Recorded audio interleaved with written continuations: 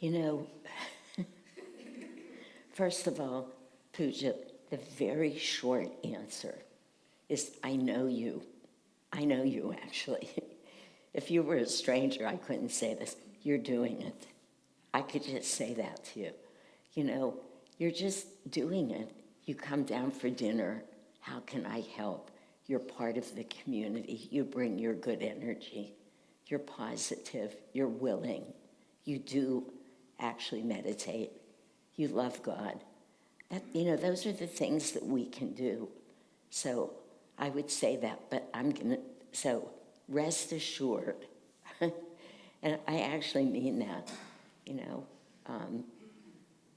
you're on the right track. The track isn't always won by leaps and bounds. Those are rare. Usually we feel we're struggling in some ways. I was just talking to Suzanne. It was funny. We were talking, both of us. I remember how, but it doesn't matter. We started talking about when we were young. She's still, of course, a lot closer to that than I am, but it doesn't matter. We were having this. We were younger. How much time we wasted thinking that we were unattractive, physically unattractive, too heavy, not pretty enough, not good enough skin. Whatever we were seeing in that mirror was so ridiculous. Now I just have pulled out, because I'm cleaning my house, all of these pictures of myself when I was younger. And I think, what was I thinking? I was as tiny as a minute, and yet I always felt too heavy. I was actually really pretty. What was I seeing when I was looking in that mirror? It's nuts.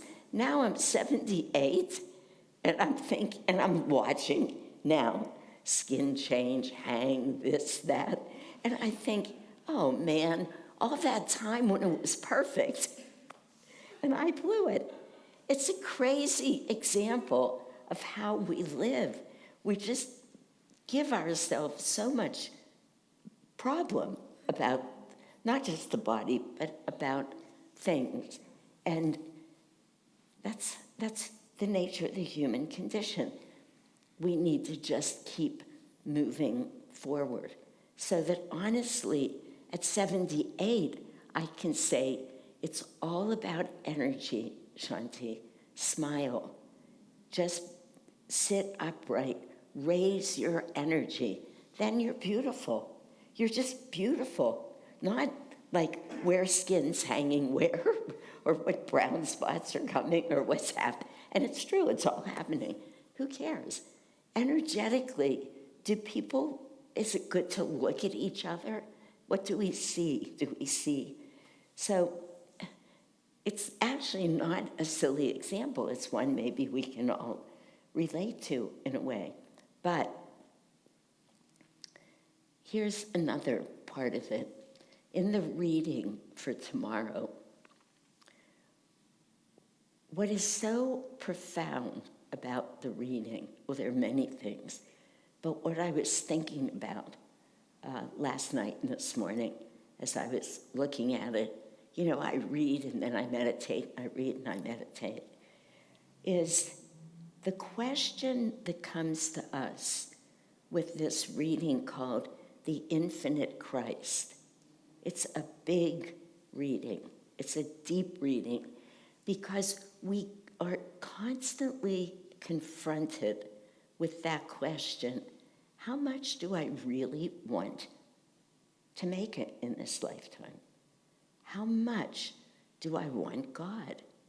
How much willingness do I have? How much energy, commitment, devotion to making this life about God? We can go, as I said before, we're all on the same path that John the Baptist is on. Now, he was very close. Remember, Christ asked him to baptize him. And John was like, I can't baptize you. And Jesus' line, which I don't remember, it's not in the reading and I don't remember it, but Jesus basically said, it's actually important for all that you do this. And in some way, and there's a lot of deep meaning in that, but Jesus was saying, let's show people, even if you're not the light, you can see it, and you have been willing to come all of this way, right next to me, to move towards that light. It's a huge journey that John the Baptist took. And we're being asked, just by reading this, it's not, you won't hear it being asked tomorrow in the reading, but it brings up, it's the infinite Christ. If we're being told it's everywhere, how much do we want it? And that is not as obvious a question as we might think. We want it, but it's like, I want to be on a diet, but am I actually willing to quit eating sugar for 3 months? Am I willing to go through what it takes to not eat sugar for 3 months? That has been very challenging for me. But it's nothing compared to the spiritual path. To actually let go of those aspects of ourselves that we are attached to them. Often our pain, our sadness, our greediness, our need for attention, our deep desire to look different than what we see in the mirror when we look. All of it. There's an infinite, look, this is what the whole story of the Gita is about. There are an infinite, that's a big number, guys. That's like, right? There's an infinite number of ways that we're stuck, all of us. So the willingness to move beyond that it's very hard. Arjuna refused to do it. Arjuna, who represented in this beautiful story that God himself is telling us. It's not just a sweet little allegory. God's saying, look, here's my son. This is my son, right? And he's throwing down his bow and arrow. Imagine, he says to God, no, I'm not doing this. I am not letting go of all of what you want me to. I can't kill that part of myself. It means too much to me.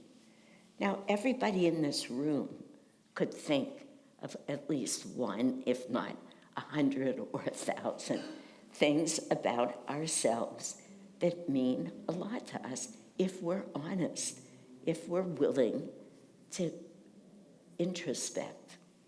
We shouldn't, because that would take infinity, forever, to get through it. That's why we're taught to meditate. That's why we're taught to look at that star. That's why I say to people often, even if you've never seen that star, place it in your mind when you meditate. Bring it there. Imagine it there. Then aim for it, even if it's not coming. And that's what we need to do. We can't go, oh, gee, look at this about me, look at that, look at this. I mean, we'll never get anywhere.